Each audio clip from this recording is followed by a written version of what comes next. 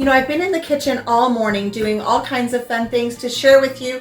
And as I was looking around the kitchen, waiting for things to cook and infuse and bake and everything, I realized I have some bananas that are looking a little sad. And I wanted to share with you the absolute best way to make banana bread. 3 main ingredients. We're gonna add some extras just to make it extra special. So let's get started. Okay, I'm gonna move my extras to the side. We'll get to these in just a minute. Let's start with our 3 basic ingredients. Before you get started, you're gonna want to preheat your oven to 350 degrees. You also wanna prepare your pan. I'm gonna be using one of these pretty Corningware bread pans that I picked up at the thrift store. I'm gonna take just a stick of butter and just grease it real well on the inside. I've washed my hands. We're just gonna give this just a nice little coating of butter on the bottom and on all 4 of the sides. Here's the first part of our secret weapon, which is not included in our 3 main ingredients. What do you do with your old Parmesan containers? Comment below and let me know what you use yours for. I like to mix up my cinnamon sugar, and I like to place them in my Parmesan containers because then they sprinkle out easily. Keeps the lid closed. Wonderful thing. Sprinkle just a little bit in your pan and give that a good shake all the way around. Make sure you coat the bottom real well and all 4 sides. I'll show you this as soon as I get done doing my shake, shake, shake. Anything left over, dump it in your mixing bowl. Okay, there's the inside of our pan with our cinnamon sugar coating. I'm gonna go ahead and just set this aside while we mix up our ingredients.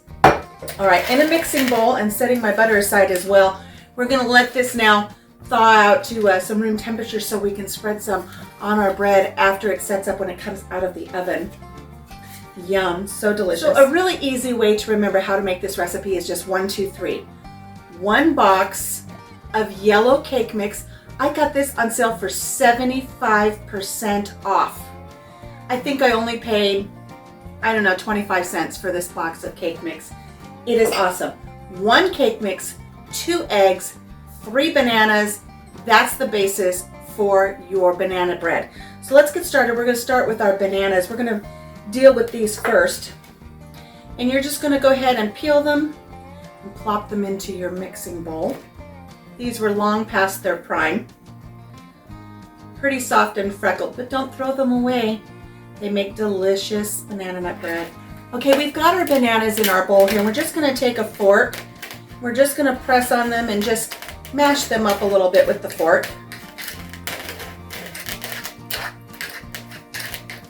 You don't have to be overly precise, you just wanna break them down. And here are bananas all smashed up. Like I said, they don't have to be perfectly mashed, just break them down a bit. Now we're gonna add 2 eggs. Now I don't care if you're using farm fresh eggs or store-bought eggs. I think it's important that you always break your eggs into a dish, then add them to whatever it is you're baking. With your farm fresh eggs, you never know, there might be an imperfection in the egg. You don't want that going right into your food. So it's always smart to crack it into a bowl first and then add it. And even if it's a store-bought egg, nobody wants your fingers in there fishing out a bunch of shells if you don't crack it appropriately. 9 times out of 10, you might crack it without getting any shell, but there's always the chance of that one time getting some shell in your food. Nobody likes that.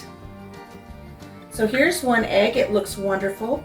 These are from my chickens, by the way.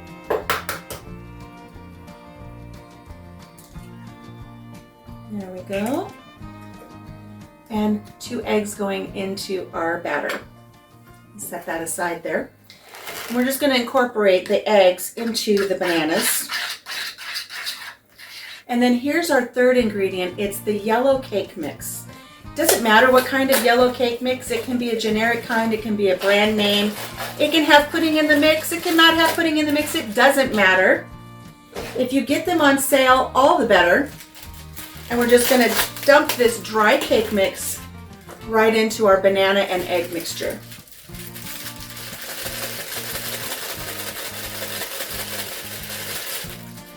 Using the whole thing.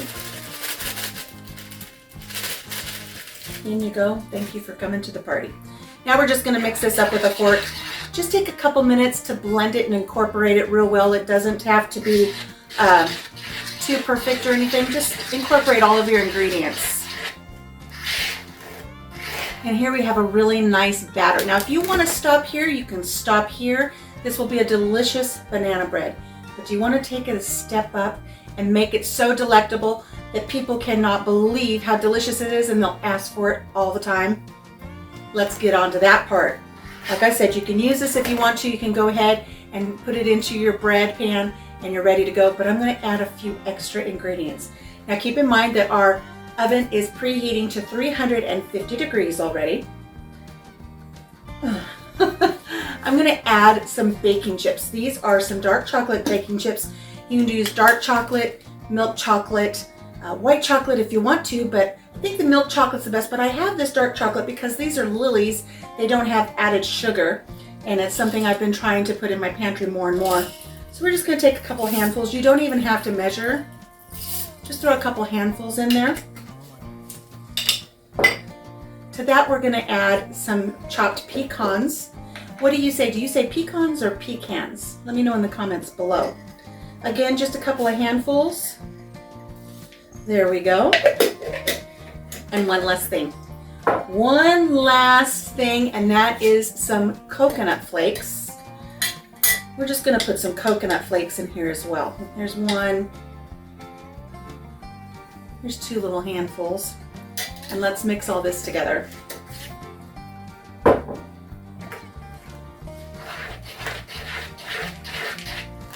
it. Let's get it into our bread pan. You gotta rub your spatula here so it will come out easily. You know what's really nice about this is this makes a nice evening treat after dinner. It makes a really nice treat to have with coffee in the morning or with tea. Try to hold my bowl up here so you can see it going into the bread pan.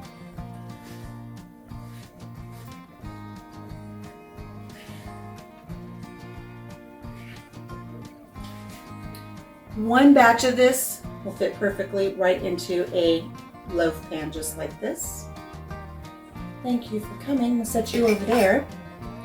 And then just using your spatula, just smooth it out across the top there so it's nice and even. Okay, so we're going to pop this in the oven for approximately 25 to 35 minutes depending on your oven. Also depending on what your bread pan is made of.